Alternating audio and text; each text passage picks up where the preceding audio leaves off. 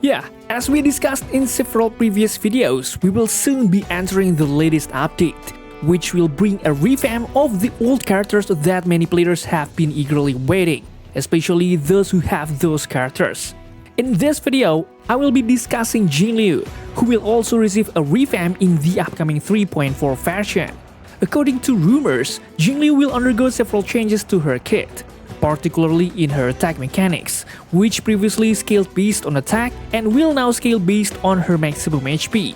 Will this revamp bring Jingliu back to her former glory? Without further ado, let's dive into the discussion of Jingliu's newest kit in version 3.4. Let's do this. Do you have a character or weapon in the game that you really want but you don't have enough Stellar Jades? Here's a smarter way to recharge your favorite games like Genshin Impact and Honkai Star Rail. Look no further than Lootbar. Lootbar is the most reliable top-up platform. It saves up to 23% for all orders compared with the official channel, and it provides an 80% off for your first purchase. It's 100% safe as you will only be using your UID. We will buy pack for 3,000 Stellar Jades for $42, which otherwise would have costed $50, totally saving $7.5. We received the crystals we purchased in the less than 3 minutes. All recharges will be done through the official channel with MiHoYo, which allows you to enjoy all top-up offers. Ready to level up your gaming experience? Check the link in the description to get the amazing discount. Alright, in the first part, we will first discuss which kits and abilities are getting changes, starting with her scaling. As I mentioned earlier, Jingliu will no longer have scaling on attack, but will instead be changed to scaling on her maximum HP. Well, this is quite interesting, guys. With so many DPS characters already featuring maximum HP scaling, such as Castris, Mighty, and even Blade, in his revamped version, it's no surprise that DPS characters with HP scaling perform exceptionally well, especially in endgame content like Memory of Chaos. This is because they have high HP and deal massive damage, as scaling from maximum HP automatically grants both high HP points and high damage output. Considering Jingliu's original kit, she could consume the HP of all her teammates, making her kit slightly unbalanced since she had attack scaling but still had to consume her own HP and that of her teammates. With this scaling change, the build she uses will also change drastically, including relic stats, planner, main stats, and substats. So we need to prepare a new build for her in the upcoming 3.4 version. Let's move on to the important part of her kit, the talent section, which has undergone significant changes. Her talent, named Crescent Transmigration, will undergo an interesting change, particularly in the critical damage boost from Moonlight buff during the Spectral Transmigration state. If we do some calculations, the total critical damage obtainable through Moonlight is 220%, which is a very high number, right? With this change, Jingliu's kit is now very balanced among other characters in terms of critical value. She gains a critical rate of 50% and critical damage up to 220% solely through her talent, making us effortless to build this character. Additionally, this critical damage effect persists even after Jingliu exits the Spectral Transmigration state, unlike the original effect where each attack resets the attack bonus granted. Oh yeah, and in this new version, we will also get a ZGG stack bonus every time a team member takes damage or consumes HP 20 times. With this new effect, there are some great effects that can be combined with this talent, such as Hyacinth's Light Cone, which can easily reduce the team's HP every time the user uses a basic attack, skill, or ultimate. This makes the talent effect trigger quickly. Alright, now we will move on to the basic attack, skill, enhanced skill, and ultimate, all of which only receive scaling changes without any additional effects.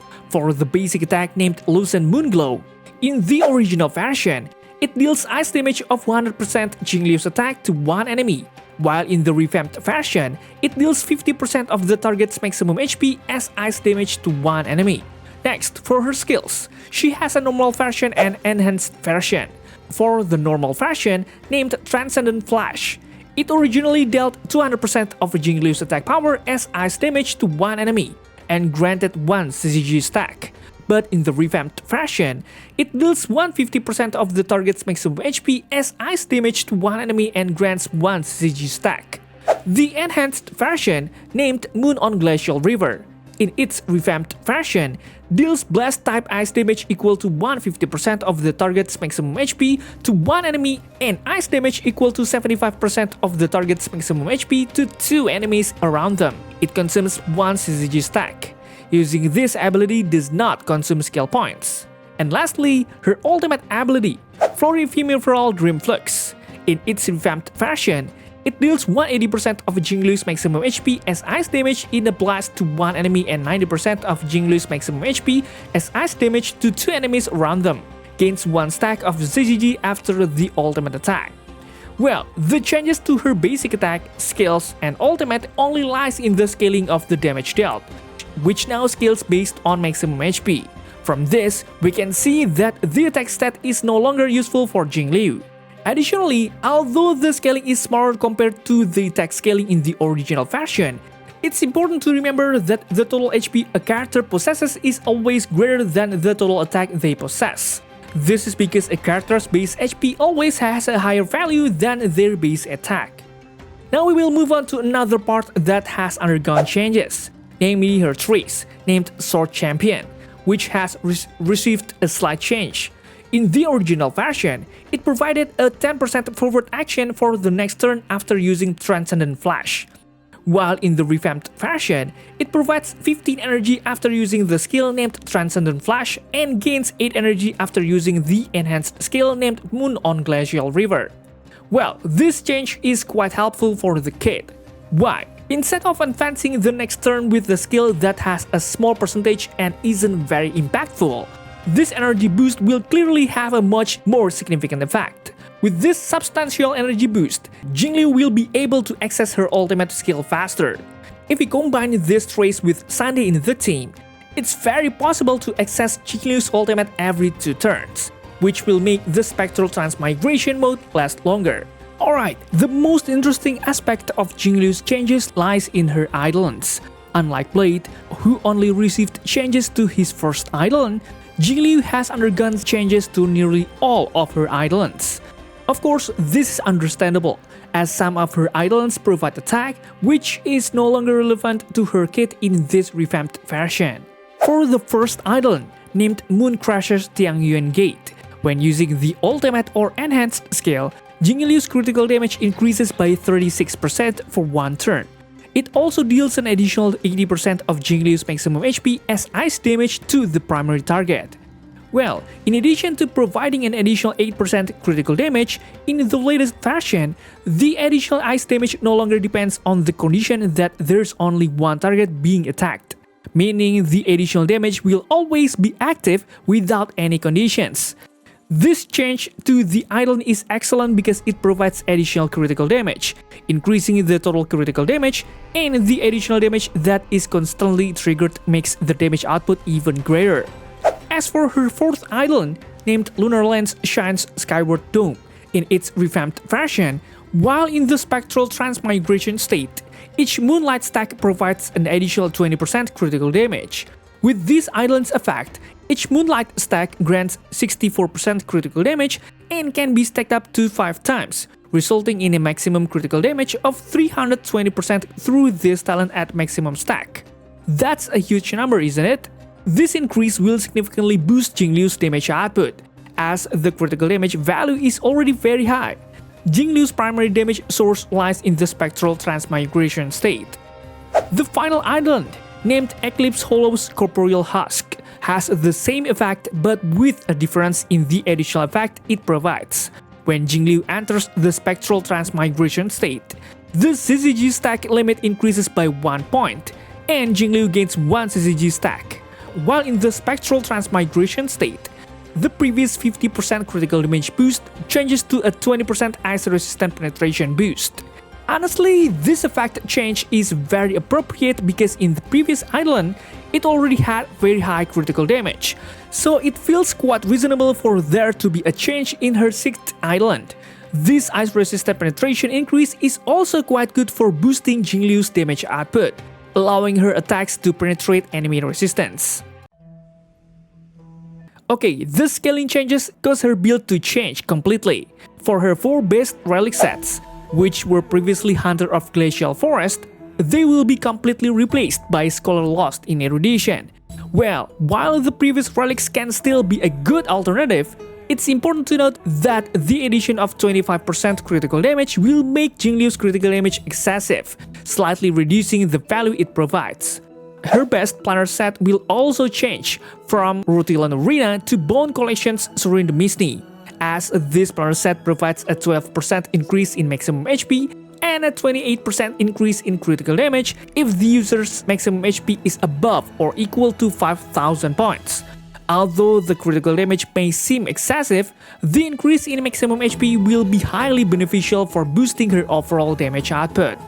The most important thing is that while you can still use the old relic and planner sets, the main stats and substats used will definitely change because we no longer need attack stats and will instead focus on seeking other substats like HP, speed, critical rate, and critical damage. As for the Lightcon itself, her signature Lightcon named I Shall Be My Own Sword remains the best option because its effects can still be maximized by her. This Lightcon provides critical damage, damage boost, and defense ignore, which are still excellent for Jingliu despite the significant changes to her kit. However, for alternative Lightcons, there have been significant changes. On the Fall of an Eon is no longer a good alternative for Jingliu. The effects of this Lightcon are no longer relevant to Jingliu's kit, which no longer requires attack status. Therefore, 5-star Lightcon options like the Unreachable Sight, which is Blade's signature, and Flame of Blood Blaze My Path, which is Mighty signature, are now the primary alternatives you can use. As for 4-star Lightcons, you can use Ninja Record, Sound Hunt, which increases the user's maximum HP and critical damage and can be obtained for free through the event in version 2.6 or through the Herta shop. Finally, we come to the last part of this video, which is about the teammates that are suitable for the latest version of Jingliu. Just like Blade, Robin is no longer a suitable teammate for her because Robin's ultimate attack buff will no longer be useful for Jingliu after this revamp. The teammates she has will also be similar to Blade after the revamp because they both have full scaling against maximum HP. The first character that is highly compatible with Jingliu is undoubtedly Hyacinth. She can provide maximum HP boost through her ultimate, which will be highly beneficial for Jingliu due to her scaling changes. Additionally, Jingliu's efficient use of skill points allows Hyacinth to cast her skills more frequently, making the team's rotation more consistent. Furthermore, if you have her signature Lightcon, it maximizes Hyacinth's kit, as every time she acts, she reduces our team's HP, accelerating the accumulation of ZZG stacks. The next character that pairs well with Jingliu is Tribi. She can provide resistant penetration through her skill, increase the damage enemies take, and deal additional damage through her ultimate. These effects can enhance Jingliu's damage output. Furthermore, Jingliu's Blast-type attacks will greatly assist in charging Tribi's energy.